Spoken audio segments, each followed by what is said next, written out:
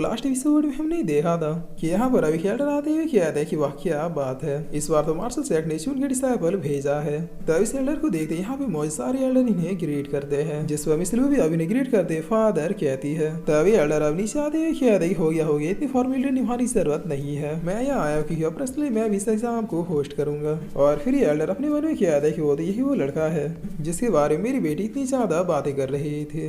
Well मुझे पता है इस लड़के चौंक फैमिली के बीच में कुछ चल रहा है, इसलिए अभी के लिए मास्टर चौंक से मैं इस लड़के को बचा लेता हूँ क्योंकि इसने मेरी बेटी की वो बीमारी ठीक की है जिसे कई बड़े बड़े डॉक्टर भी नहीं कर पाए। तब एल्डर चौंक लिया किया देखिए लो साहब ने भी सक्सेसफुली टेस्ट को पास कर लिया।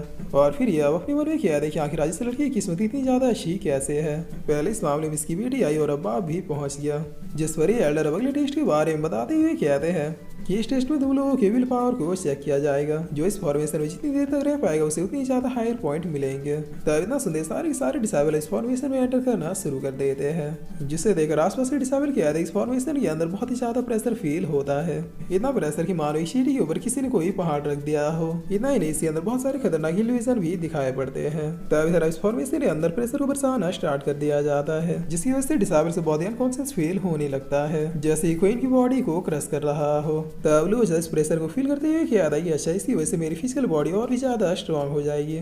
तब थोड़ी देर के बाद यहाँ ऐसा माहौल क्रिएट होने लगता है कि मानो ये लोग रेत में घुसे जा रहे हो, लेकिन लोग आगे इन सारी चीजों से कोई फर्क नहीं पड़ता। जिसे देखकर इधर ये एल्डर क्या इस लड़के की फिजिकल और मेंटल पावर तो बहुत ही ज्यादा स्ट्रांग है, बट मेरा इल्यूजन फॉर्मेशन अभी एंड नहीं हुआ है। देखते हैं कि ये लड़का आखिर कब तक इसे झेल पाता है।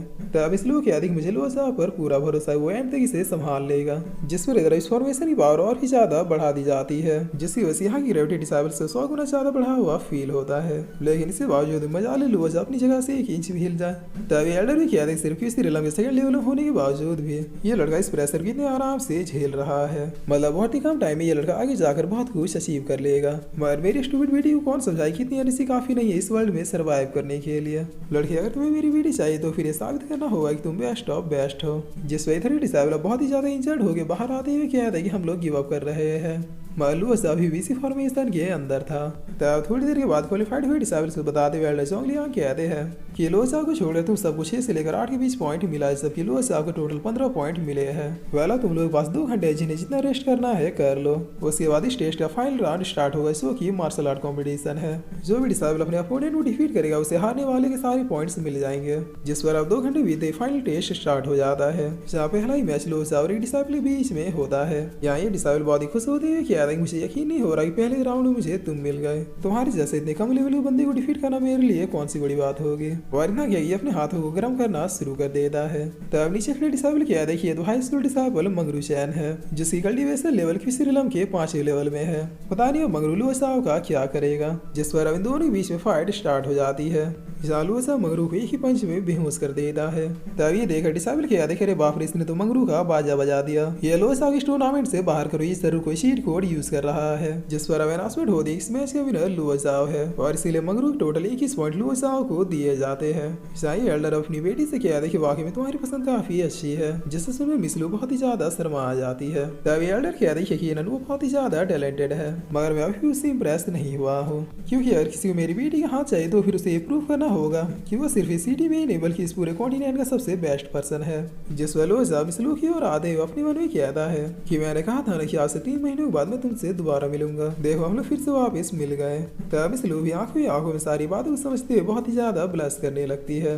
जिस वेले जोंगलियांग अनाउंसमेंट करते हुए क्या है कि अब हमारे पास टोटल 12 डिसाइबल है। अब अगले राउंड में आपको किससे फाइट करनी है आप खुद ही चूज कर सकते हैं, और फाइट तब तक चलेगी जब तक आप 12 से 6 डिसाइबल ना बच जाए। जिसके बाद उन 6 डिसाइबल के बीच में फाइट होगी और जो 3 बचे हुए डिसाइबल हमें मिलेंगे वही 3 डिसाइबल इस साथ सेट में एंटर होंगे। तब इतना सुंदर डिसाइबल मैदान में कूदते हुए दूसरे से फाइट करना शुरू कर देते हैं। जाए लड़की लोसाओ के सामने आते हुए कहती है कि मैं तुम्हें चुनती हूँ। तब लोसाओ भी कहता है कि आने दो तुम मुझसे दोबारा हारोगे। जिस पर इतना सुंदर अपने स्वॉर्ड से लोसाओ पर अटैक करने के लिए आ जाती है, मगर अपने फास्ट मूवमेंट से लोसाओ इस अटैक से बच जाता है। जिसे देखकर ये लड़की कहती है कि आखिर इतना ज्यादा फास्ट कैसे हो जाता है। तब लोग भी कहते इस कॉम्पिटिशन के लिए मिस नियोसी ने बहुत ही ज्यादा मेहनत किया है, मगर अभी ये लुसा का सामना नहीं कर पा रहे। तब लुसा अपने ड्रैगन फिस्ट का यूज करते हुए नियोसी को सेना से बाहर कर देता है, जिस पर नियोसी कह दी लुसा मैंने अभी भी हार नहीं माना है, एक ना एक दिन मैं तुम्हें डिफीट जरूर करूंगी।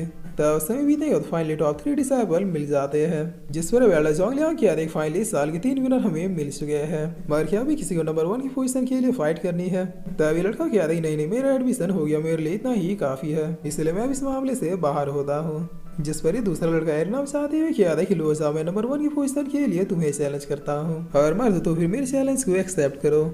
लोजा भी बहुत ही शांति से एरिना की ओर बढ़ने लगता है, जिस पर पीछे से डिसाइबल किया था कि पिछले साल तो ऐसा कुछ भी नहीं हुआ था, 3 डिसाइबल चाहिए थे, 3 डिसाइबल मिल गए, बात खत्म हो जानी चाहिए थी। तब लोजा के आधे ये लड़का क्या था कि तुम्हारी स्वॉर्डमैनशिप बहुत ही अच्छी है, मगर मेरे स्टॉक रेट के स्वॉर्ड के सामने तुम्हारा स्वॉर्ड फीका पड़ जाएगा, इसलिए अपनी पूरी शक्ति का यूज करना, कहीं कोई कमी न रह जाए।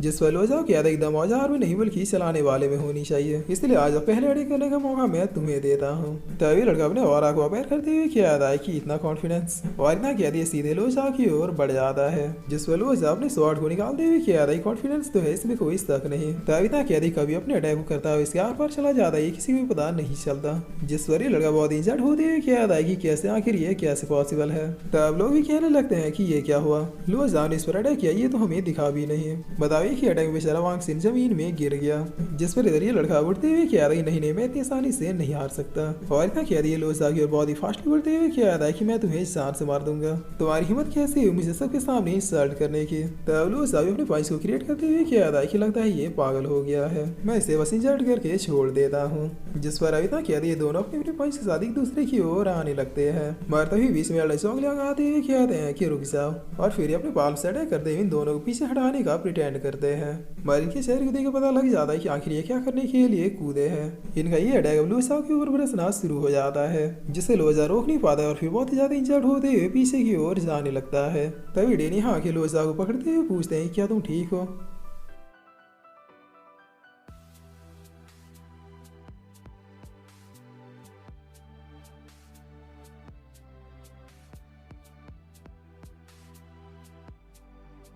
और फिर इसी के साथ ही एपिसोड यहीं पे खत्म होता है।